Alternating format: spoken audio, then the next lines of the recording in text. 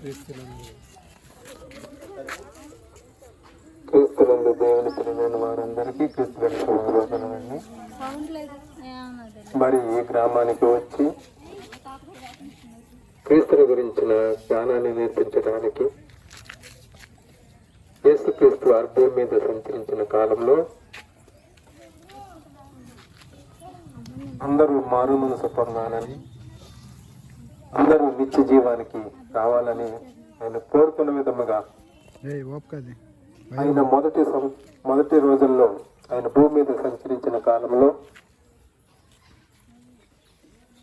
ఇల్లు నిమిత్తమే కదా ఈ లోకానికి వచ్చి సువార్త నిమిత్తం అందరూ రక్షణ పొంది పరలోక రాజ్యానికి రావాలని, పరలోక రాజ్యం సమీపించున్నది, మారు మనసు పొందాలని క్రీస్తు వారు బోధించిన ప్రకారం ఇందు నిమిత్తమే ఈ లోకానికి వచ్చానని వారు చెప్పిన ప్రకారం మనము కూడా భూమి మీదకి ఎందుకు వచ్చామో ప్రతి ఒక్కరు తెలుసుకొని వాక్య ప్రకారం జీవిస్తూ ఈ లోకంలో మనం బ్రతికినంత కాలం మనకిష్టమైనట్టు బ్రతక దేవుని ఇష్టం ఏంటో తెలుసుకొని దేవునికి ఇష్టలుగా బ్రతికి దేవుడున్న లోకానికి అందరూ రావాలని ఆయన కోరుకున్నాడు.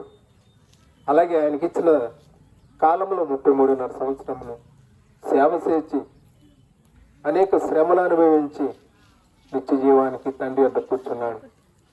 మనము కూడా అదే విధముగా మనం అంతకాలం ధనవంతుని వలె సుఖాన్ని అనిపించకుండా ధనవంతుడు తనకిష్టమైనట్టుగా బ్రతికి పాతాళానికి వెళ్ళాడని, మనము అలా వెళ్ళకూడదని అందరూ వాక్యం విని వాక్య ప్రకారం ప్రవర్తించి వినువారు మాత్రం మమ్మల్ని మోసపరచకుండా మోసం చేసే వాళ్ళు ఈ లోకంలో ఎంతోమంది ఉన్నారు.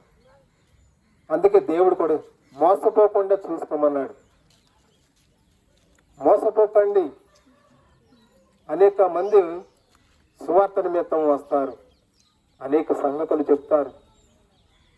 ఏది వాక్యానుసారమో ప్రతి ఒక్కరు తెలుసుకోవాలని, వాక్యం దేవుని వాక్యం ఎలా ఉందో వాక్య ప్రకారం బ్రతకాలని ఆయన కోరుకున్నాడు.